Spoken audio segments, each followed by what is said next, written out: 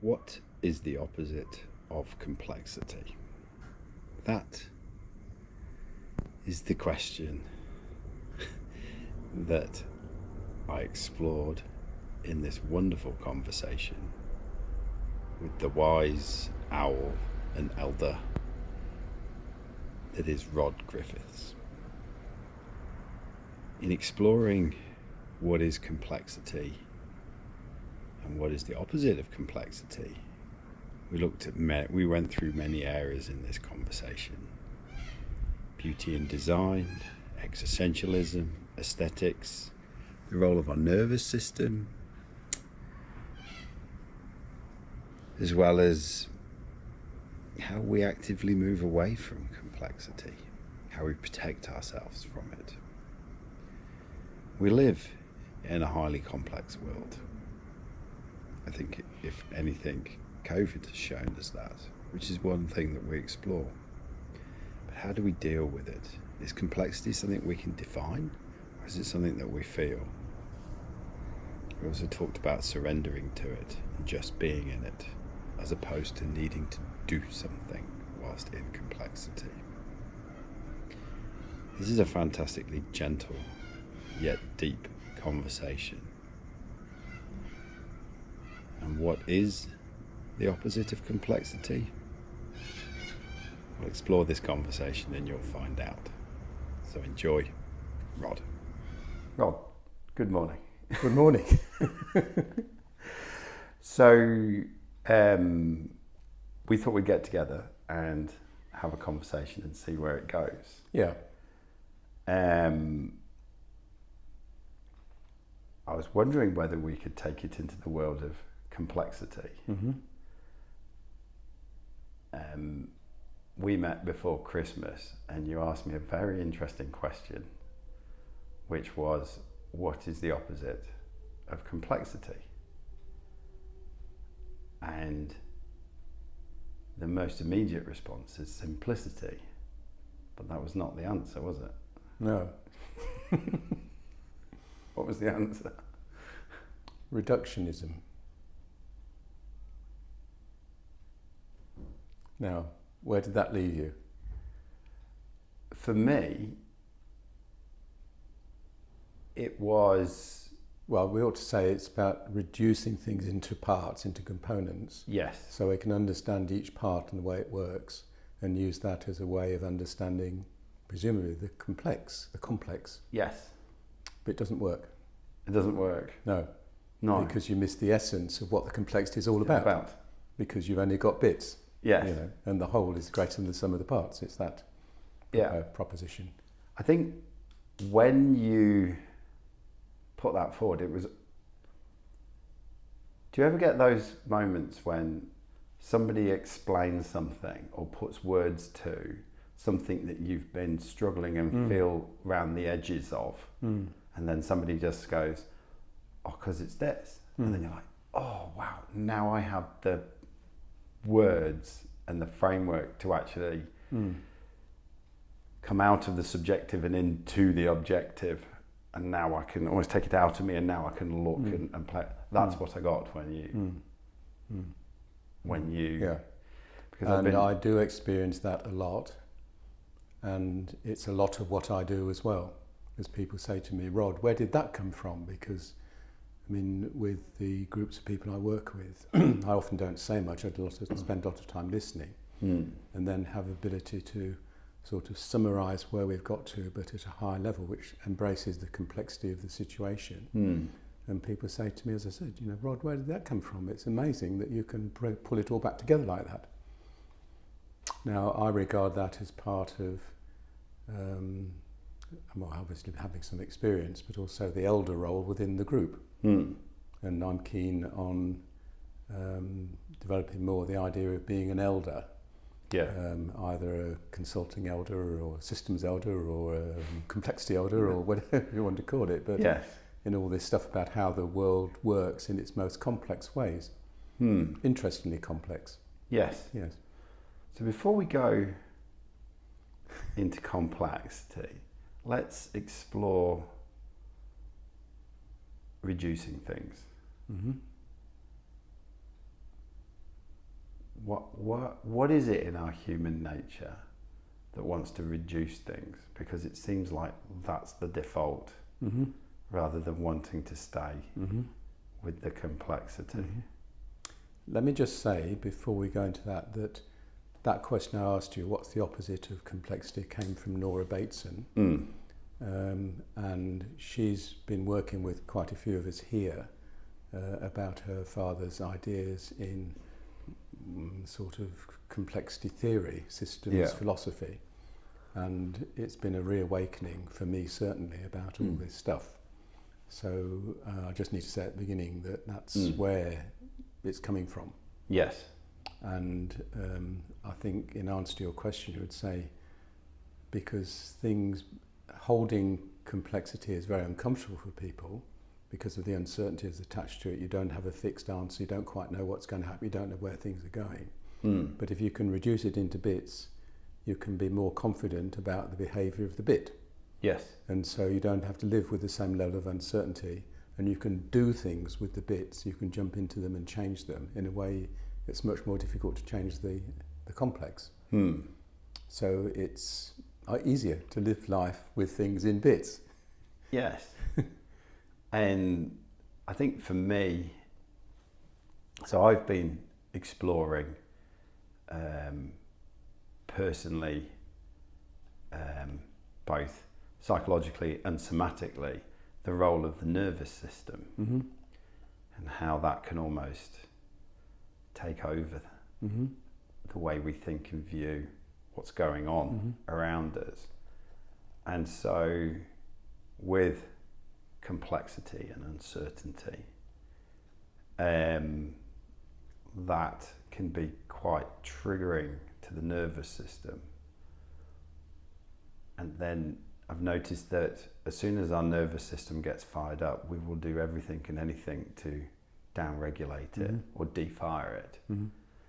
And chunking things back down and reducing them into small components that have a certain amount of predictability and certainty of outcome, then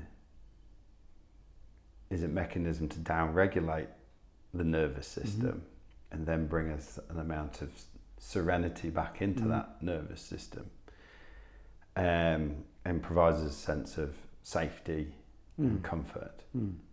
The challenge there, though, is as a repeated behaviour, I can see how that cuts us off, begins to cut us off from the beauty of the rest of the world and life and nature and everything. And in going through that mechanism, we can begin to tell ourselves stories and narratives to make it feel all right. Because there's got to be a part of us that deep down knows that we're doing this pattern of behaviours to give ourselves this greater sense of ease. So we'll dress it up with some stories and narratives of how we think life's like. And there we start to see these narratives grow about what life's like, when really it's moving away from I won't say the truth of things. Does that make sense? Yes, absolutely. I mean, I think what we end up is what, again, Nora would call scripts. Yes. So it's our stories that we repeat and repeat and repeat because they're safe space and they explain things, and we all do that. Yeah, 100%. And the trick is to accept that with the bits, you can, as I say, you can do things, you can change them, you can move forward, you can take action. If you're in complexity, it's a question of being with it rather than doing it or doing anything to it. Yes. So it's the way you embrace complexity and radiate who you are through that complexity that people will begin to understand it. So it's not a question of triggering something, it's a question of staying with it. Yes. And being in it. Yes. Yeah.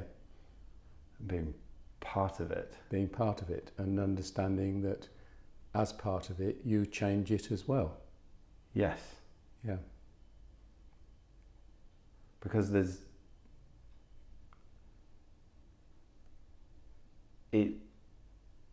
we have a modern day culture of, go out, hustle, get things done, do. And yet, to actually sit and be with complexity is almost the opposite of that. But then you end up doing things at a much bigger level. Does that make sense? But just by being. Yes, that's right. Yes. The doing is being. The doing is being. Yes. Yeah.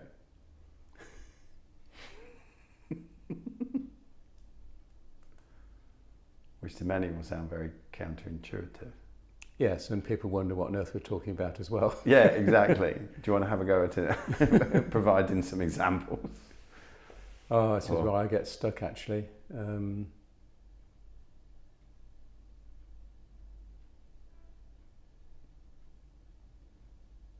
Because I don't need examples. No. And so when people say, give me an example, I always find it difficult because of Yes. that. I mean, there's simple. There's things in the systems world that are easy to give examples of. So if we start from there, we might get into something about complexity. Yeah. But there's the emergent property of a system. So what does a system as a whole exhibit that's not shown by the parts? So if you take hydrogen and water at room temperature, they don't have a property of liquidity. Yeah. But you combine them, and they do. So there's something about the system of water that's not in its components, which makes it liquid. Now, where does that come from? And complexity is like that the parts don't have the same properties as the whole. Yes. And we often use the word. Let's think of something that's quite complex. I mean, the international travel system. And what were examples we're looking for? I can't remember now. Examples of where just being is the doing. Yeah. Ah, yes, that's right.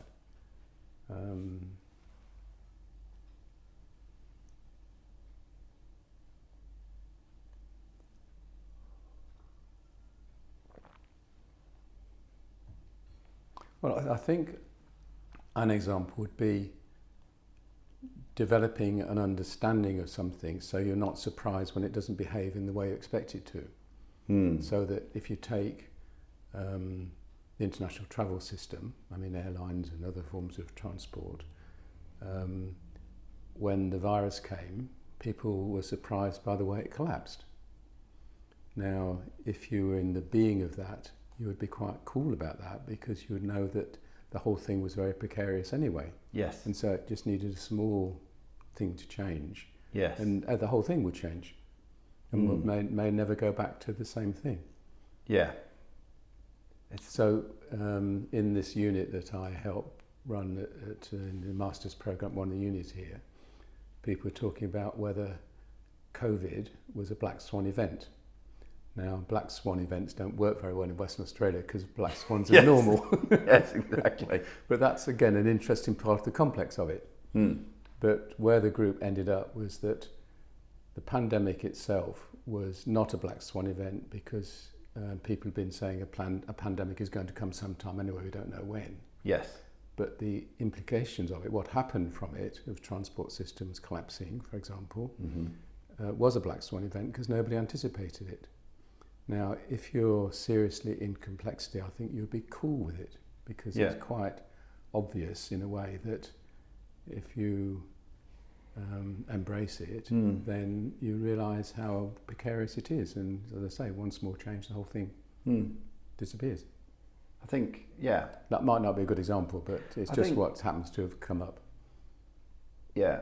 I went into it from a sort of technical complexity viewpoint, but it's much softer. The example needs to be much softer than that. I think following on from that, anyone who is clinging and hoping to get back to normal is busy trying to do that, Yes. that grabbing Yes. doing, as opposed to, I spent quite a bit of time from the middle of last year onwards surrendering to the fact that we live in a highly complex, systematic world that has probably gone way past where a level of simplicity that we can keep control of it, and that we probably let it get out of control, layer upon layer upon layer upon layer. Well, we probably didn't recognise that it wasn't controllable. Yes. And it's really interesting, I reckon, how, if you take transport as an example, that enabled COVID to spread. Yes. Because people flying around the world have been spreaders. Mm. And again, that's part of the complexity of it, that it actually made it worse. Yes. Yes. I think the other place where I've encountered this wrestling with complexity is it's very easy for those of a spiritual bent to look at the economy and say, oh, there's a small amount of people that completely control it. Reductionism. Yes, exactly. There's a small amount of people that control it. Whereas, again, I believe it's probably a system that's just become so big. There are those that have become very adept at surfing the wave. Very adept at surfing the wave. And probably those that have become quite adept at poking it here and poking it there. But control the whole thing? We can all do that. Well, we can. Yes, we're all as good as that as the economists.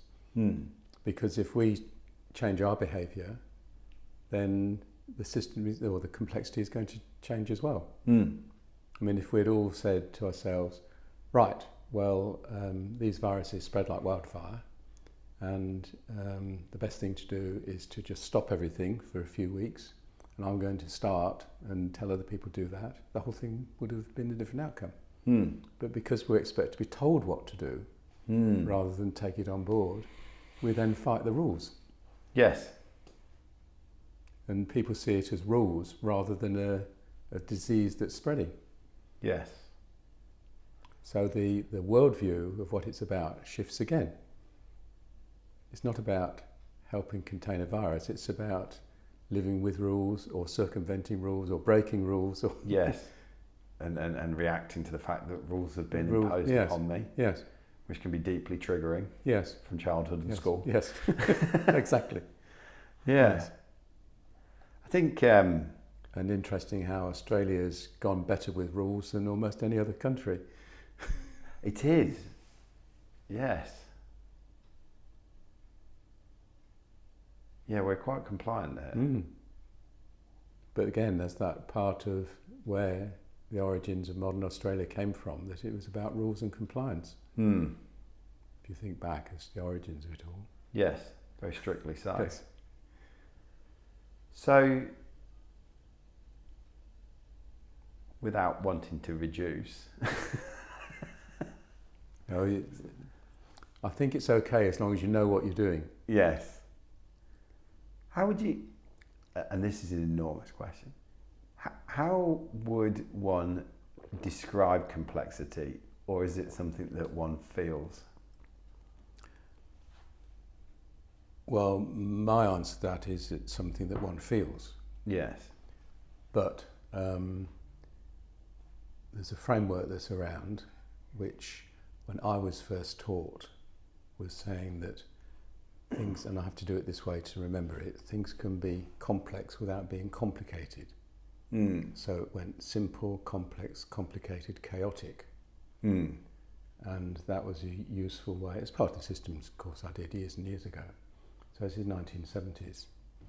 And since then, it's been claimed by a guy called David Snowden as a Welsh name, Cynefin Framework, CYNEFIN.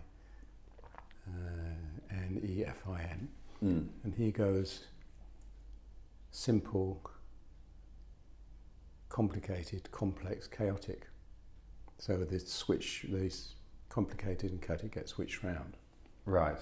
Now, I believe that things, the original way around, things can be complicated without being complex. Sorry, complex without being complicated is the better way around, because complex is easier to get hold of than something that's really, really, really complicated.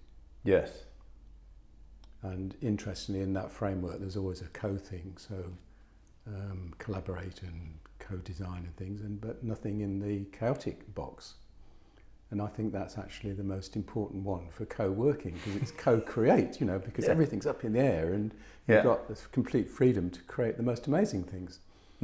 So it's a conversation to have with him at some point. I don't know when that'll happen, but I think that appreciating complexity is a feeling thing. Yeah. Because if you try to analyse it, you inevitably reduce it. And it's the fact that it is a complex that's the important thing. It's not what the bits are at all. So that's why I say that handling complexity is about you and the way you handle it and the way you appreciate it, the way you embrace it. And people get it from the conversations they have with you, rather than being told, well, analyse it this way. Yes, being given an answer. The number of... or way forward. Well, there's always a quest, if you like, to calibrate it, put some numbers on it. It's got, this number of intersections in it or whatever, meeting points or crossing points or something. Yes. It's not what it's about. No. So how does the feeling arise in you, just out of interest?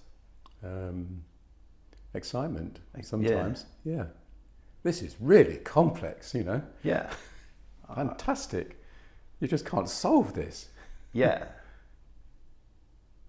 I think I get the same sort of buzz. Yeah.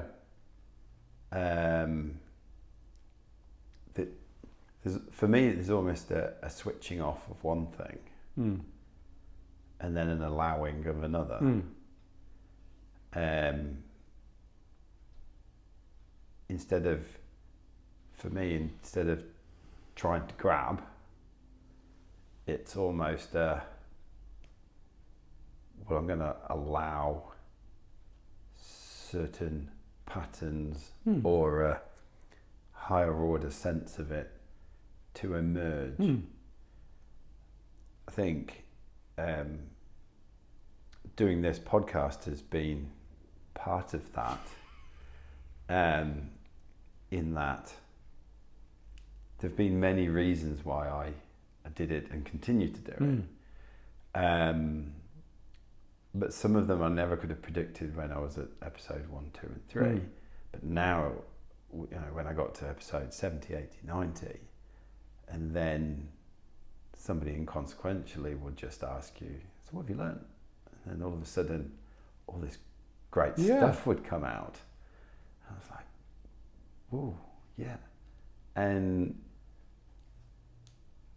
listening to people's stories, which was the big focus of probably the first 120 odd episodes, listening and listening and listening, after a while,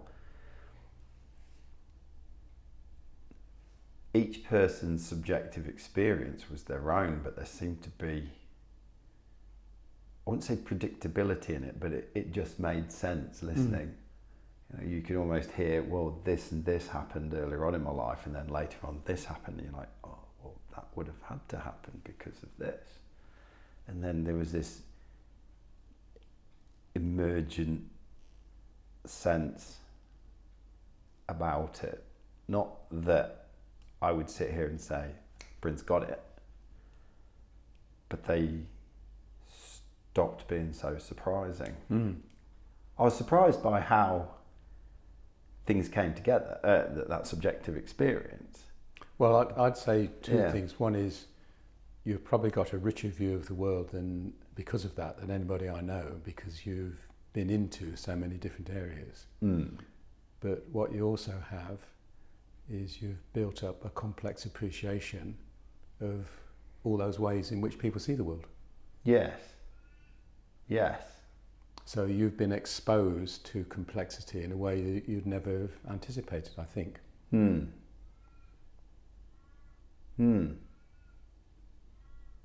Part of the approach has been to allow people to tell their stories, to get into their story with them, and ask questions out of curiosity, not to sit back and go, well, that sounds fucking stupid. Yeah. Why didn't you do this? You know, or Yeah. I'd have never done that myself. Yeah. So, and then allowing part of them to just drop in and drift into me as well. That sort of deeper levels of listening. Yeah, it's huge, I think, and probably quite unanticipated where you've got to. And it's interesting, I find, we're having this conversation at this stage of it all as well, because in a way it's you appreciating where you've got to with it. Yes. Quite seriously. Yeah. It can be overwhelming some days. Yes. No, seriously, right? Yes. It can be overwhelming some days because you start to see and feel things. I spent quite a bit of time last year being curious about what people were surprised about, particularly when it came to the difference between the narrative of human nature and what was really showing up. And what people were experiencing. Yes. Yes. And what people were experiencing. Yes. The whole business with Donald Trump and how he carried out. Yeah. It was not a surprise to me. Yeah. But what was more interesting was watching people's response to it. Yeah. Yeah. And then things like, and I've mentioned it before on the podcast, in Victoria earlier in the year when they were locking people up in a hotel, and then all of a sudden we found out that they've all been shagging one another, and it's like, well, that was bound to happen. Surprise. People have eroded concentration spans. Yes. Once they get bored with their phone and Facebook, what's the next thing they'll do? They'll play with themselves, and when they're bored of that, they'll want someone else to do it. Yes. So, and now at a time when the hospitals are full, there's more babies expected because of people. but again, that's just being in it. Yeah. Yeah. I had someone a couple of days ago, actually dialing back a little bit to being in it versus wanting to do something. That urge to grab. 2 days ago, Australia Day, I'd been for a swim at the polar bears, standing having a cup of tea and a piece of toast in the sunshine. And someone said, so what are you going to do today? My response was, I'm doing it. I'm doing it right now, what I want to do today, what I'm going to do today. Yes. I'm doing it now. Yes. I'm standing with a cup of tea and a piece of toast with my friends in the sunshine. I'm doing it. And there can be this haste,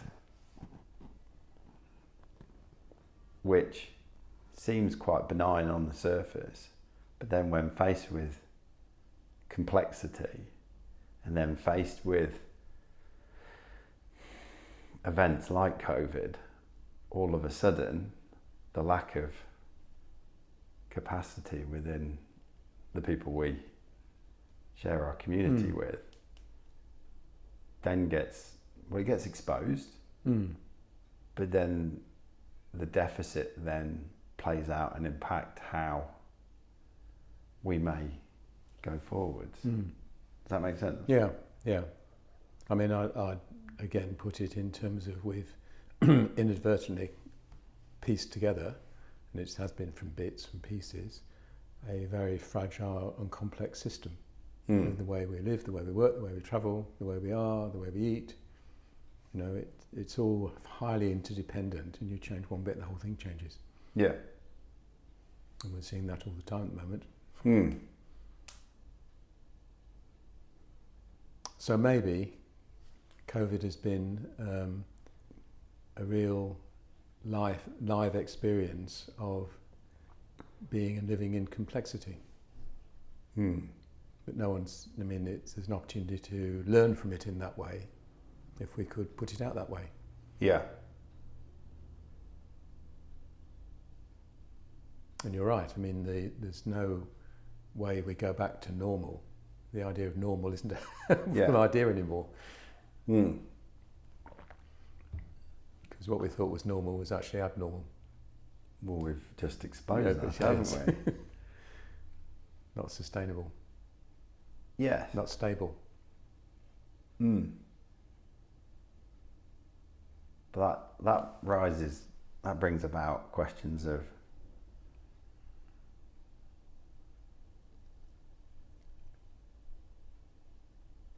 is there such a thing as stable? Or is that another narrative that we tell ourselves to feel good? Well, or is it cyclical? Stability is in the instability in that sense, because we know that things will keep on shifting and changing and will rebalance themselves if we recognise the new balance. But you know, because there's a naturally things balance themselves. So when something seems to go wrong, it's just rebalancing. Now I need another example. If you want to put one up. Well, I guess I'll get challenged on examples. Yeah. You'll have to help. Yes. I think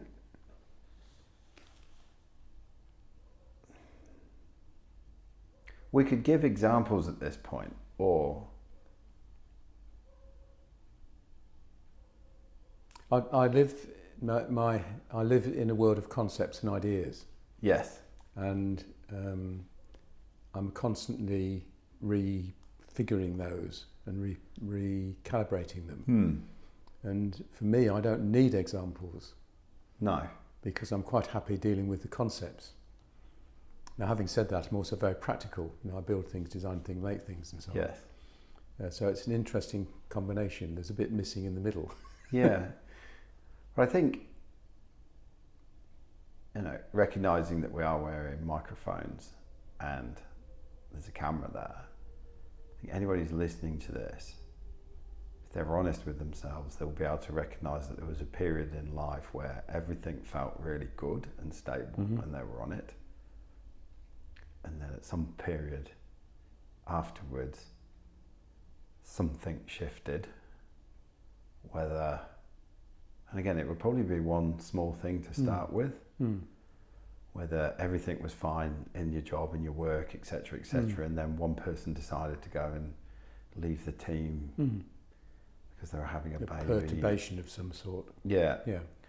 Or there would have been a period of time when, you know, all your friends were really good, etc., and then all of a sudden one couple fell out with another couple, and or there was a falling out within a couple, and then that disrupted the dynamics of things. Or, but you see, I'd still say there's stability in that instability. Yes. Because things are constantly shifting, changing, repositioning, and rebalancing, and they may do that a bit quicker from time to time, but it's the same process that's happening. Yeah. It's just uncomfortable because so much is happening at once. Yes. To some people. Yes. And I would say that this happens probably internally in our structures, internal structures, how we make sense of the world, our moral compass. That would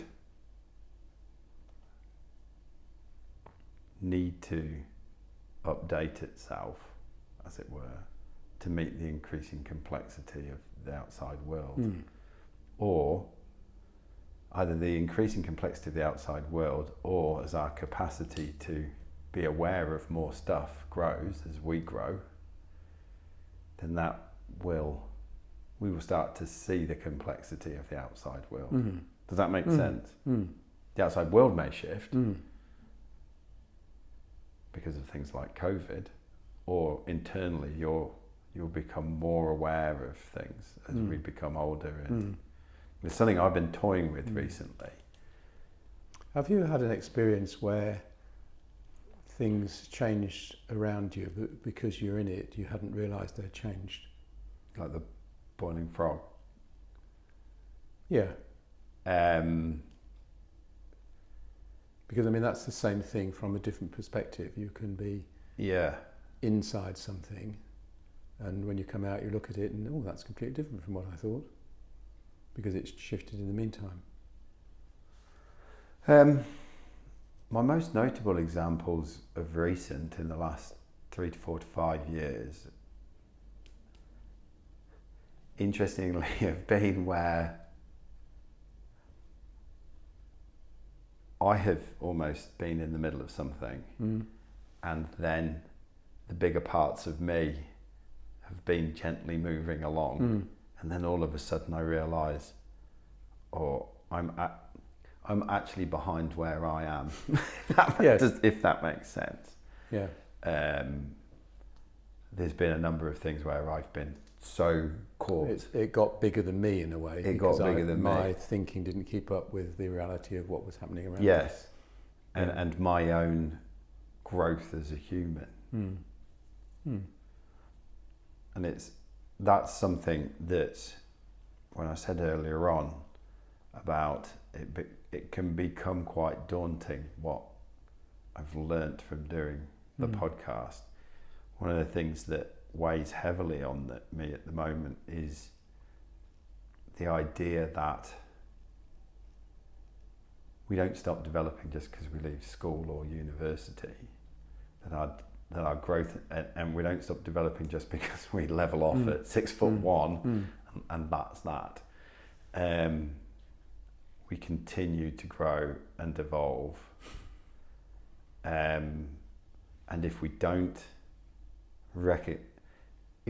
recognise that, a number of things start to happen, and now we're into the complexity of the human journey. If we don't recognise that happens, then if we're viewing everybody as on the same level, then all of a sudden we can't make sense of why everyone can't get on, because we all think we're on the same level, but yet I can't understand why you don't see the world like I do, or that person, or this person. And so we can have a lot of people speaking French to German people, for want of a better metaphor. Yes. Because there's a more grown-up language that different people will have, and I think we've seen a lot of that flattening of I don't want to listen to my parents, and then that carrying on into life, and don't tell me what to do. And we've seen a lot of smashing of or outrage in response to power hierarchies, but in that growth hierarchies have been binned as well. I think the other challenge I see by not recognising that we grow is that the growth continues anyway, and then it can become really untidy and painful and uncomfortable. Tonight I'm going to go and talk about psychological spiritual awakenings.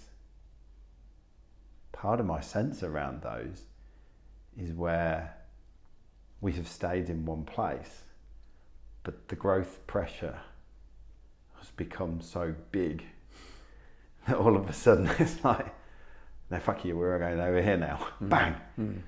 And then one of the things I found in that was people having very deep and intense, unprepared journeys into their subjective, into their inner world. Yeah.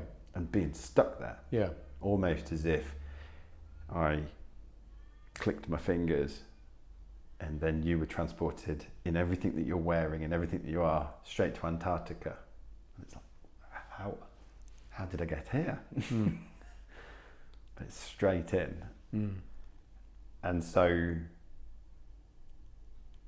and they're just two examples, but by not fully beginning to appreciate and being in the complexity of what it means to be a human on a human journey from the age of dot to the age of whenever, 70, 80, 90, letter from the Queen.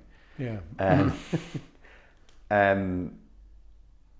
That we cause ourselves unnecessary damage, and we just make life unnecessarily hard work, and we flourish less. Yeah, I often think that many people live in what I call ought land. OUGHT. It ought to be like this, and because it's not like that, they get very frustrated and edgy.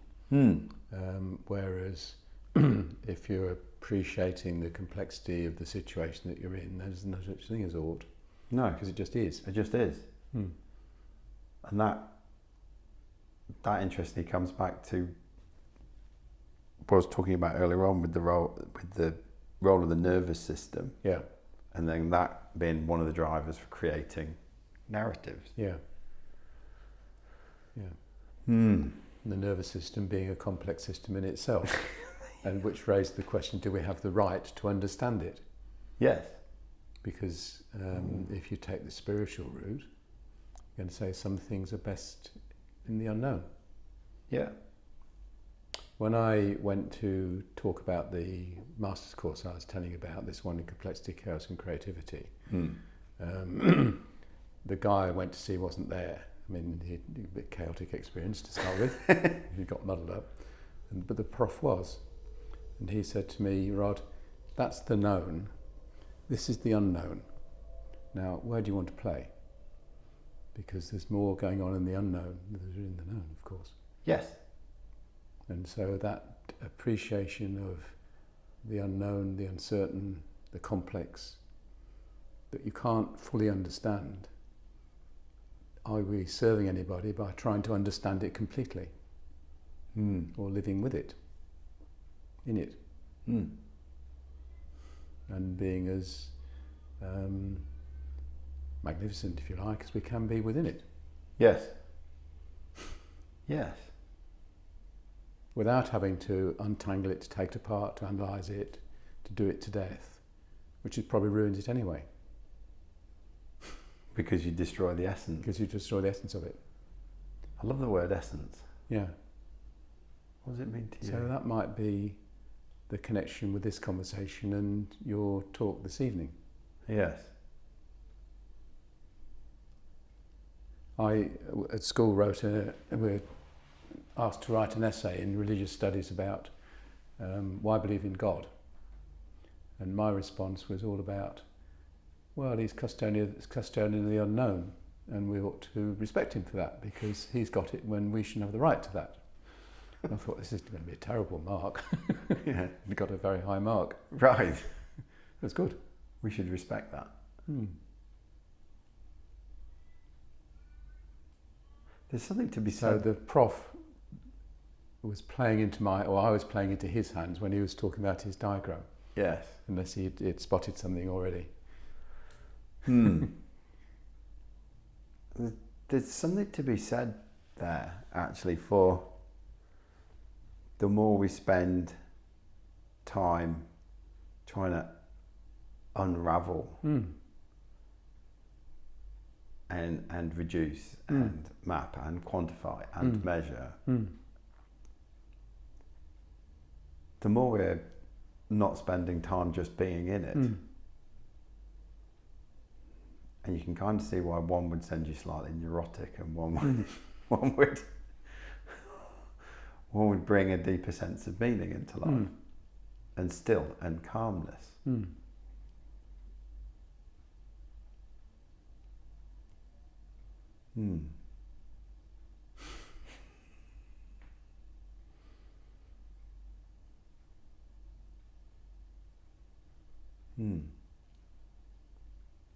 So something's happened. Where's it got you to? Maybe it's not words yet.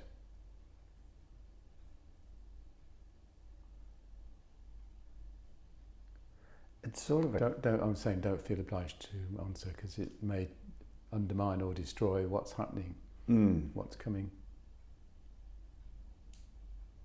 It's arriving at something that I've been feeling for a while from a new place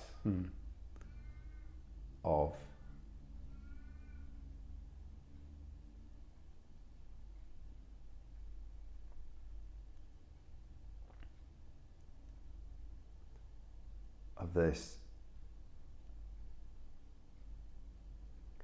The first week in January I always find hugely depressing, because everybody's had a fortnight off, and then we've all enjoyed life over Christmas, not because of the presents, because we've just had time off to just be. And then it's almost as if the first week of January rolls back, and then everybody plays the game again and yes. puts the suit on Yes. and go back to. And growing up in a boys' boarding school for 11 years, everything was extraordinarily regimented. And I used to love disrupted days. Snow days were the best. And that's possibly why I thought COVID was so much fun, because it was like one enormous snow day. But it meant that from a childhood, I had this sense of everybody doing the thing, going along. Doing the right thing. Doing the right thing, go along. In Ort land. In Ort land. And I felt it so very, very deeply. And without wanting to deconstruct it, I've asked myself why. Because I would love to disrupt it. Just the mischievous part of me that wants, we'd love to disrupt it. For everyone. And you are. And, you know, I recognise that to reduce things down to, well, if we all just did this one thing, then everything would be different, is, well, it's folly. But what are some of the things you could play with and then see what might happen? And there's something there for me around the sitting in unknown, but not just the unknown, recognizing that things are complex and going beyond the hubris of man, which is, I've created all these amazing things and the universe is at my will and beckon. And quantum physics has a lot to answer for that, because it's created this incredible wave of new age spirituality that now sees the whole universe and nature and everything at everyone's beck and call, because the electrons just fall into order as soon as I look at them. And it's like, Rocky, listen to yourself. And the bit that I go along with is the uncertainty principle. You can't know where something is and how fast it's going at the same time. And so, and for me, we can't know about the whole of the universe in that way. Yeah. We're trying to. And so Heisenberg. Yeah. Yeah. And so we're all caught up in this doing, wanting to know, nervous system, there's a lot of descriptors in here, way of being, that leads me to some of the conclusions that things like increasing rates of mental health issues are an indicator that, not that there's something wrong with us, the way we do life and the systems that we put in place are hugely traumatic and chaotic and not necessarily serving us. And so maybe earlier on I had some reticence about talking about... The more extremes are at this end, the more extremes they're going to be at that end. Correct. So surprise, surprise, the US has got more and more and more billionaires, but more and more and more poverty. There we go. And earlier on when I talked about, you know, systems moving past a place that we can control them, I didn't sit right using the word control. No. Maybe it's the systems have evolved past a place that they no longer really serve us, and that we're serving the systems. Yes. And I know that sounds like, you know, slave to the man type thing, but it is. Yeah. Yeah. So that's what was going on. Yeah. I've felt this for a while, but now just the complexity lens adds a new dimension to it. I'm just wondering whether complex is the wrong sort of word, because it sounds quite sort of defined and scientific. And it ain't like that. It's all soft and fuzzy and indescribable and yes, gosh, that's yes. Yeah. What you say, right? It's quite complex. Oh yes, it's complex. Yeah. Yes. You know, you sort of know what it means. Yeah. Well, like we sort of discussed before, just by calling it complex, you reduced it. That's right. Exactly. Yes. With language and its very nature. But I'm saying the particular word is a bad reducer anyway, because it conveys the wrong message about it. And I can't say wrong, a not helpful message. It doesn't actually get you into it. Keeps you out.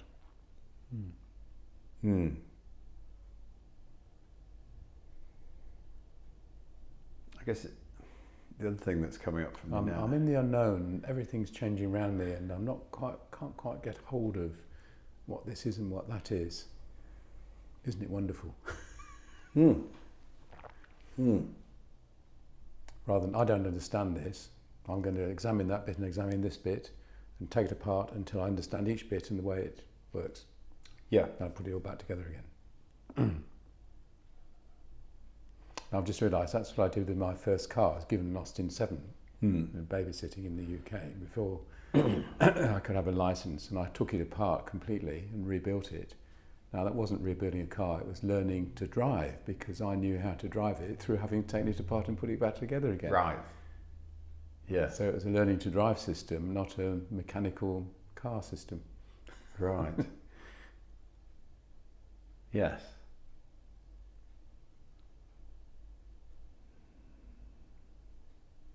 I didn't realise that till now. Do you still do that? Yeah. Yeah. Yeah. That's what I'm saying, hands thing. I get very annoyed by throwaway society stuff as well. You know, when you can see how easy it is to fix something. Yes. You can't just get the part. If they don't sell the part, you ring them up and say, this is a personal weighing machine. Little part needed, and they say, no, we don't do parts, just straight away and get another one. Well, there's a whole beautifully engineered machine there. Yes. With little circuits in and very intricate bearings and weighing things. Throw it away. It's unbelievable, you know, the human creativity that's gone into it. Yeah. Just by the... Or for a little vibrating pad. And by just throwing it away, we reduce it and off we go to another thing. Yeah. And we've created waste in the planetary system that can't be processed. We've disorganised mineral resources.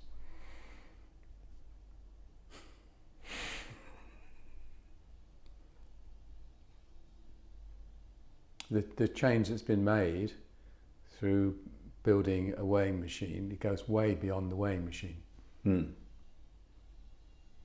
No, because it's in all the sourcing of all the bits and pieces and the design work and the manufacture of different things. I mean, some of it metal, some of it plastic, some of it glass, some of it rubber. It's all got to be come together.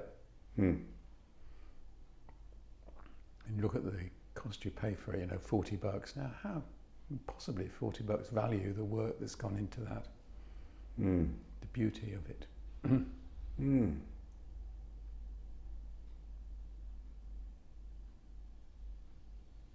Hmm. I hadn't thought of that.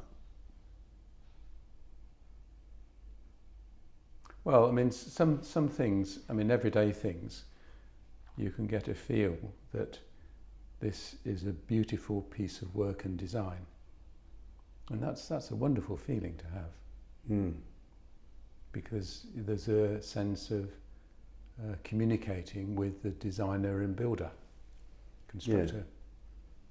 Yeah. It's not just a thing, it's a message that's come with it.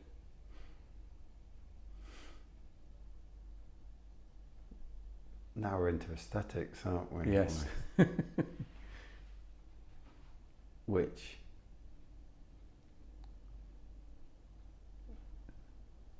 yeah, Beauty is the unknown. beauty is the unknown.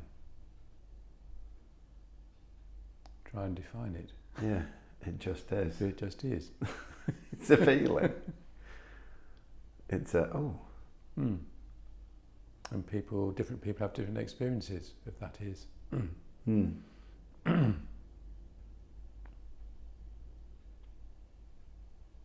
you find beauty in complexity?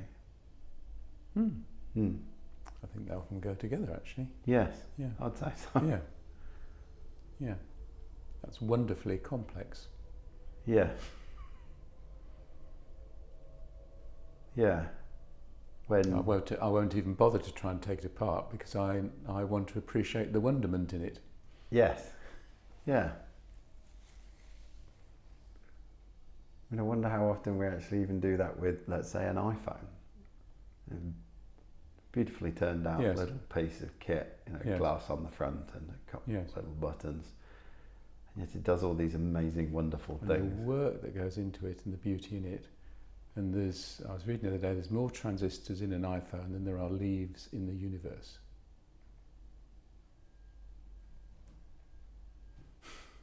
Wow. And it's such a huge number you can't even think of it. Wow. And at uni I did a bit of computer science and we had to build a testing device for what was a magnetic core store at the time. This was how storage was, a little ferrite coil. Hmm. And our core store was 1 byte, 8 bits, so it's 8 little ferroid rings. And you've got a pattern in it of zeros and ones, and you had to check that it got the right zeros and ones. Now that thing, 8 bits, was about a couple of centimetres square. 8. 8 bits. Bytes, bits, 8 bits. Yeah.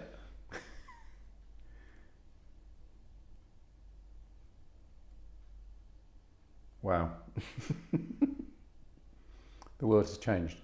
The world has changed. Yes. In all sorts of mysterious ways, and the mysteries that are the mysteries. Say that again, sorry. The mysteries, it's changed in lots of mysterious ways, Yes. and the mysteries are mysteries to keep as mysteries. Hmm.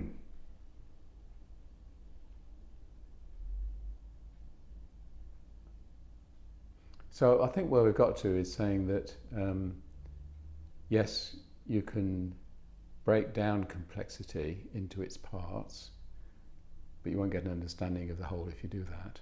Yes. And trying to understand the whole is more of feeling it and being in it and appreciating your place in it than doing something to it. Yes. And if we tried to really get into describing and understanding and portraying and measuring that complexity, we'd wreck it anyway. So we're better to respect it for what it is. Just by looking at it. Yes. Yeah. Yeah, we'd probably wreck it anyway Yes. like that. Well, quantum physics has told us Yeah. that. Yes. Yeah. Hmm. Do you think that, because when you were just talking about mysteries then, do you think that mysteries and certain levels of understanding of complexity, I almost want to use the word is almost time locked, as in this mystery will remain a mystery until such time all of a sudden she'll just go There you go. But the mystery will reveal itself. Yes, It's not that we're trying to get into it. exactly. Yeah. The mystery will feel the time has come and reveal itself. Which can probably give you a great sense of Aha. Probably a bit of synchronicity as well, Yeah. because it more often than not a mystery reveals itself at a similar time that other pennies may have dropped. Something else happens over here. Yes.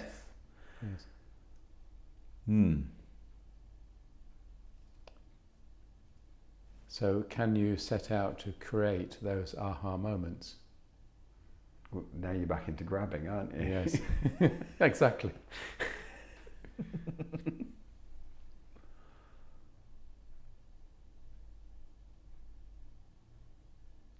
Well, I think you've just answered it then.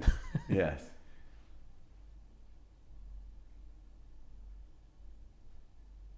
It's that sort of force versus power. Yeah. And trying to force something, Yeah. as opposed to the power of just allowing it Yeah. to happen. Yeah.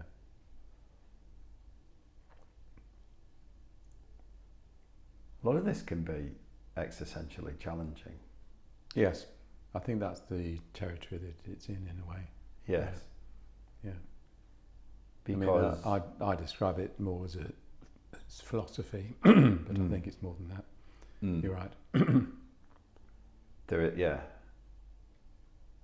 I have this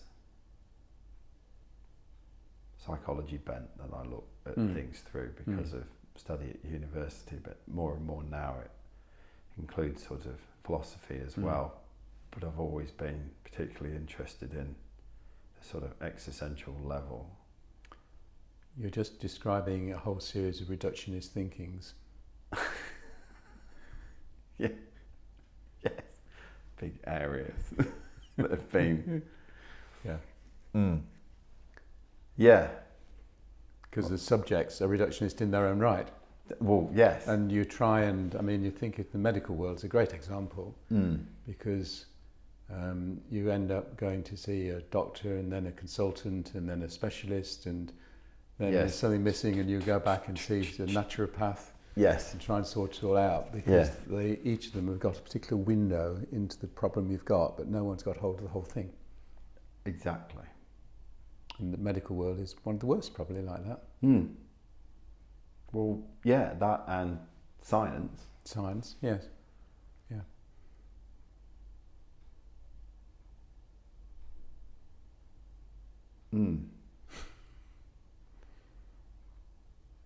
So, but going back to the existential part, is that the more I wrestle with this, the more I see the part of me or the part of my identity which is probably, I refer to it as scaffolding. That's scaffolding that's anchored to external things. And that's fine until some of those external anchors move or get tremid, and then the scaffolding of the identity of Bryn shakes and it can be quite traumatic. Yeah. Yet behind the scaffolding is something that is emerging and is part of me. And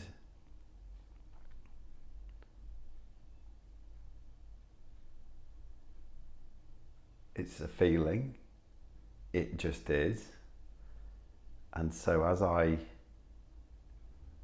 come to embrace complexity or ambiguity or uncertainty more, without wanting to grab, there is something there that still holds me. And that's okay?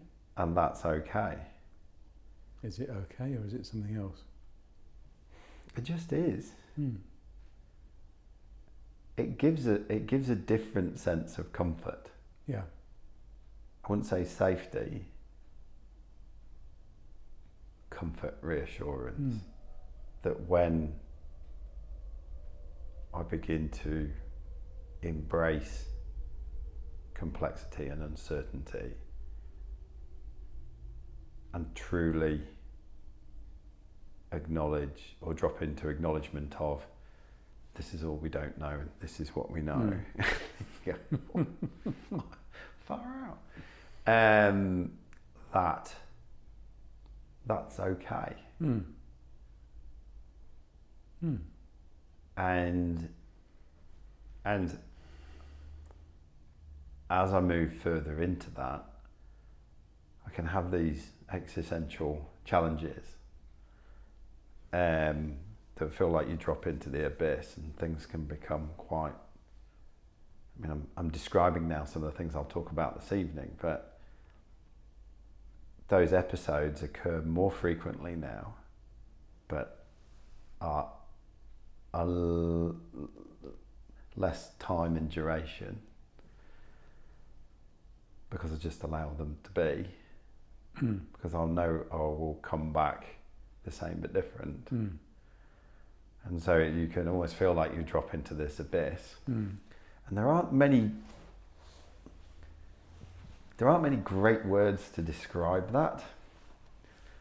So in the middle of it, you might say, "Oh, I feel a bit depressed, I feel a bit anxious," you know. But they're not actually the words. They're not actually what's going on.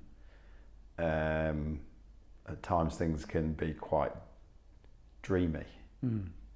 I'd say edgy. Edgy, dreamy. Yeah. Sometimes I can feel like somebody's slipped some marijuana in my breakfast. Like I'm a bit trippy for the rest of the day where I haven't quite got a grasp on everything. And that's okay. I can still function. But then that will cease and then something will come. And the more I've become okay with that happening for me, the more it's been okay to progress further into complexity and uncertainty. Which then probably comes back to that whole just being. And that's okay. That's the doing. Yeah. I mean, I think that I've got into this more recently because of being that more reflective time of life. You know, my work type doing isn't around, it's more about being. Yes. In the role I have with the groups that I help support. And that's fine. Yes. Good. Because you've taken a lot of the doing out of your life now. Yeah, I find I don't want to be caught up in the doing in the same way as I used to be. So it's come at a good time for me. There's these realizations. Can make you realise what a bunch of busy idiots we can be, doesn't it? Yes. Yeah. Got to. Yeah. Ortland. Yeah. Should in all over ourselves. Yes. Yeah. It's funny that parts of this are almost what you'll hear if you went to a mindfulness course or Zen or something like that. Yes, exactly. Yes.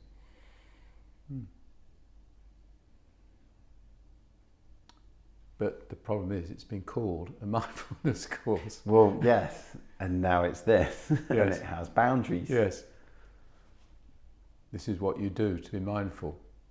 Yes. do this, and then Yes. this, and then this, Yes. and then enlightenment will be Yes. yours, Yes. and we'll send you the Yes. T-shirt. Yes. Oops.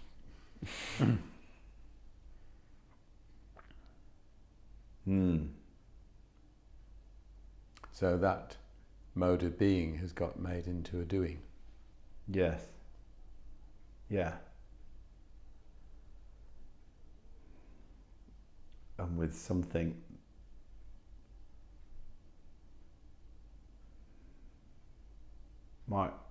we work on the assumption that my experience of mindfulness is probably going to be different to yours, then my path is going to be subjective and different to yours.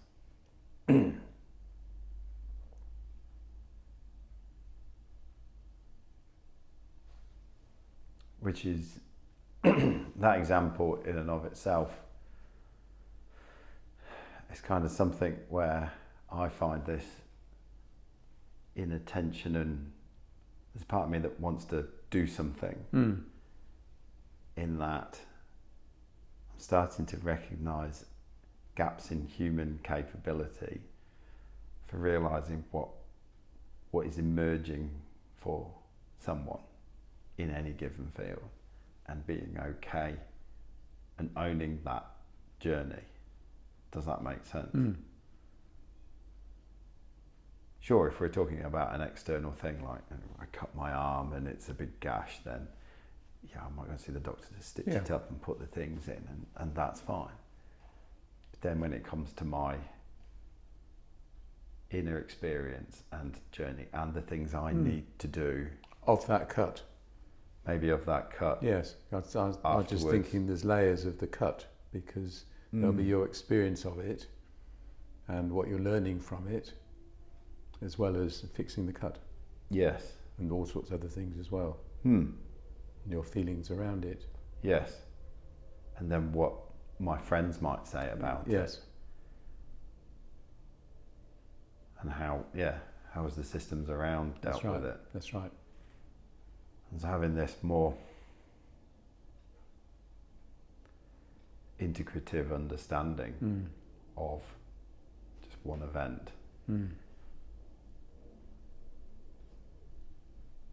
And possibly taking that a little bit more, I want to say seriously, but that's not quite the word.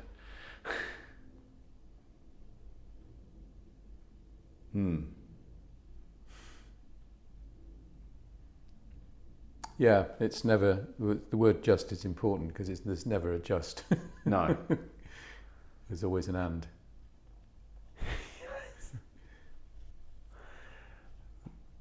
There used to be, when I worked for a company called, a consultancy called Turner and Townsend back in England, we used to have a director who was Scottish, and I used to dread his phone calls, because it would usually be, "Oh, Bryn, I want you to go and work on a job. It's only 4 weeks, and you're just going to have to do all you have to," and I would just dread it, because as soon as somebody just says, "Oh, it's just going to be this, it's only you're going to be in, you're going to be out," like you know it's going to be far from that. Yeah.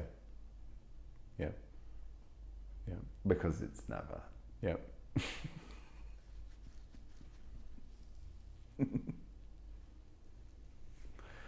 My father has this funny nickname, which is called, from my mum, and if he's listening to this, he's going to kill me now. From mum he's called, I think it's like 4 jobs Rog, because if he'll do one job, it will create 3 more. But the trouble is that's what life's like. Yes. Yeah. 3 jobs might not be the ones that you want. You do this, you spill that, and that means that it's cleaning, and then you realise that you don't have the cleaning solutions, so then you have to go to the shop. It's all like, fuck, all through in one thing. But it's never one job.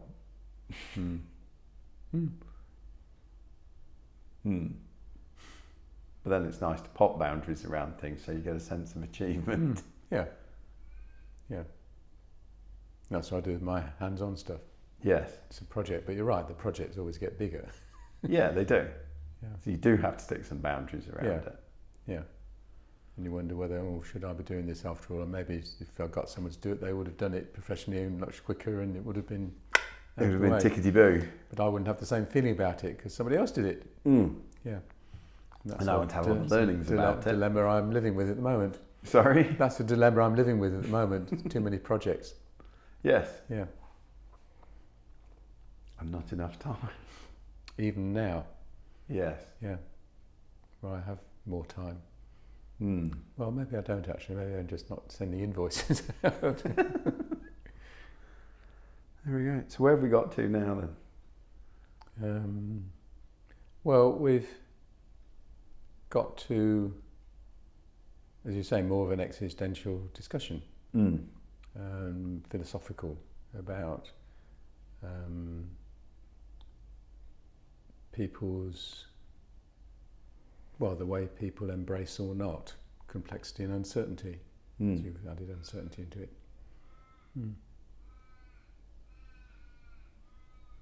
Yeah, and I guess last little penny drop for me is that obviously now talking about a subject like complexity was always going to go across many different realms because it's not one thing. Is it? It's never going to be reduced to just complexity.